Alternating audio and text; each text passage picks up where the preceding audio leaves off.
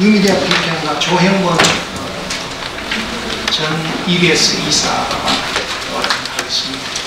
왜 EBS가 민영방송이 되어버렸냐면 방금도 여기에서 나왔지만 2,500원 시청료를 가지고 한전 수수료가 6.18%인데 그게 한 달에 약 150원 정도입니다. 2,500원 중에 150원이 수수료로 떼어지는 거죠. 한전 수수료로 몇 글자 쫙 찍는데 TV 수신료 2,500원 글자 찍는데 150원이 들어가는데요. 이 2,500원 TV 수신료 중에 EBS로 오는 거는 70원이에요. 그러니까 연간 총액이 170억 원이죠. 170억 원인데 비해서 EBS가 2,800억의 예산을 쓰고 있는데요. 수능 교재를 팔지 않고는 도저히 월급을 줄 수 없는 구조, 어린이 방송을 통해서 광고를 팔지 않고는 도저히 직원들 월급을 줄 수 없는 구조. 그러면서 깜짝 놀랐습니다. 제가 야 이건 이 정도면 이게 민영방송이지. 그러니까 교육부나 방송통신위원회 교부금을 포함해서 공적 재원은 불과 25%고 75%가 책과 광고를 팔아서 EBS로 운영을 하고 있더란 말이죠. 이렇게 되게 된 데는 1980년도에 시청료 2,500원이에요. 제가 방금 스마트폰을 켜고 1980년대 짜장값을 조사해봤더니 350원이었어요.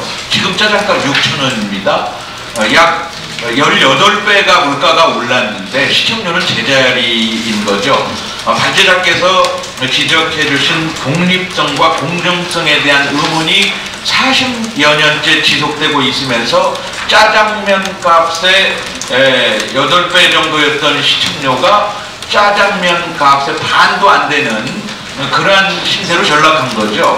그것은 전적으로 KBS의 책임이 저는 크다고 생각합니다. KBS 구성원들이 짜장면 값의 반도 못 되는 신뢰를 가지고 있다.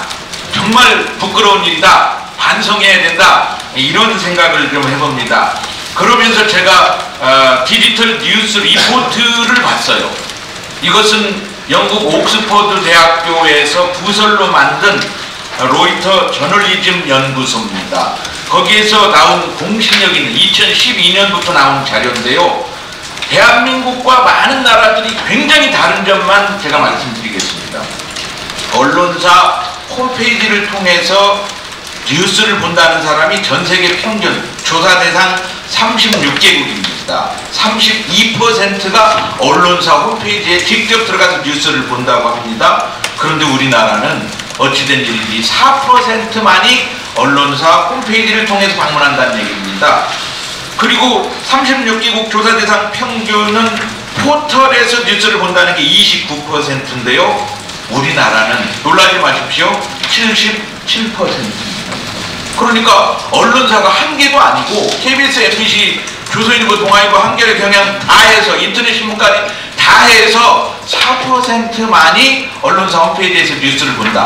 포털을 통해서 뉴스를 본다. 그러니까 이 포털은 언론사냐 포털이냐.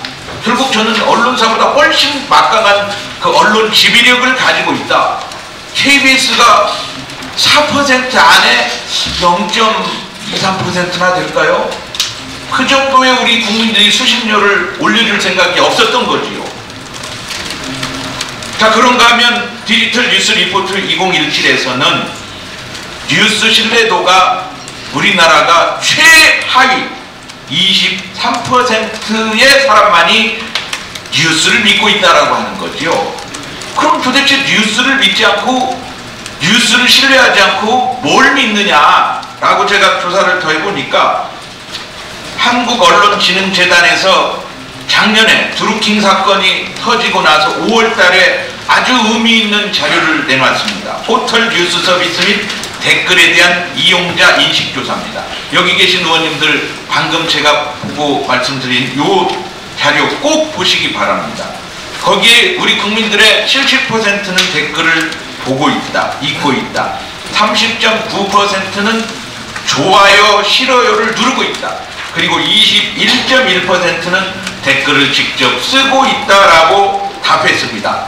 댓글을 이렇게나 많이 참고하는 보고 있는 이유가 뭔가 물어봤더니 무려 84%가 남들이 어떻게 생각하는가 궁금해서입니다. 그리고 댓글을 읽는 사람들의 30%가 뉴스 기사보다, KBS 뉴스보다 댓글, 이거 거짓 기사야, 이거 잘못됐구만, 팩트조차 틀려서 이런 말을 믿고 있다라고 하는 사실이죠. 저는 이 대목에서 공영방송 KBS와 보도를 하는 언론사, 언론인들께서 참으로 통탄에 맞이할 그러한 일이라고 생각합니다. 댓글을 읽는 사람들이 상위 두세 개만 본다, 35%. 그래도 10개까지는 본다, 40%. 그러니까 75%는 상위 10개까지 봅니다. 댓글이 10,000개, 20,000개 달려 있어도 상위 10개까지 보는 거죠. 90%가 상위 20개까지 보는 거죠. 드루킹 사건은 뭐냐면 상위 1위부터 10위까지를 자기들이 원하는 댓글로 끌어올리는 겁니다. 공감을 클릭하고 비공감을 클릭해서 순위를 조작하는 거죠. 베스트 댓글을 조작하는 거죠. 그것이 드루킹 언론 조작, 여론 조작입니다. 왜 댓글을 조작하는 걸 여론 조작이라고 하냐면 바로 이 디지털 뉴스 리포트와 포털에 대한 이용자 인식 조사 두 가지 보고서를 조합해보면 드루킹은 정확하게 알고 있었던 것이죠. 뉴스를 신뢰하지 않는 한국인의 특성, 그리고 댓글을 더 믿었던 한국인의 특성, 그런 것들을 이용해서 뉴스를 생산하기보다 댓글을 쓰기보다 베스트 댓글을 조작해서 여론을 만들었던 것이 지난 2017년 대선이었다라고 하는 사실이죠. 자, 오늘 토론과 관련해서 마무리 말씀드리겠습니다. 저는 분리고지의 문제점에 대해서 오히려 지적하겠습니다. 분리고지에 대해서 많이 생각하고 계시는 것 같은데요. 한전에 TV 수신료 2,500원 12자 글자 쓰는데도 150원 들어갑니다. 회수 대행료라고 하죠. 만약 분리고지를 하면 시청률을 대폭 올리지 않고는 분리고지를 할 방법이 없습니다. 고지서 따로 만들어야죠. 자동이체 수수료 들어가야 되죠. 카드로 납부한다는 사람이 있을 거죠. 우편으로 고지서 발송료 들어가야 되죠. 시청률 문제를 현실화하지 않고는 안 됩니다. 그래서 저는 대안으로 KBS 1, 2를 분리해서 KBS 1은 보도 기능에 시청률을 준다. 그리고 교양과 오락, 연예, 엔터테인먼트 뭐 각종 KBS2가 하고 있는 거는 이미 KBS2는 엄청난 방송 광고료를 수신하고 광고료를 받고 있지 않습니까?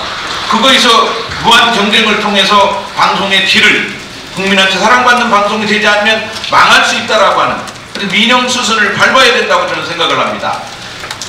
그리고 여기 계신 그 많은 분들이 잘 알고 계시겠지만 유튜브의 개인 방송의 발달, 그리고 넷플릭스와 같은 뉴미디어의 어떤 발달, 이런 걸로 인해서 점점 공영방송은 설 자리를 잃을 거라고 하는 게 전문가 아니어도 다 알고 있는, 국민들도 이미 손안의 모바일에서 다 느끼고 있는 것 아니겠습니까?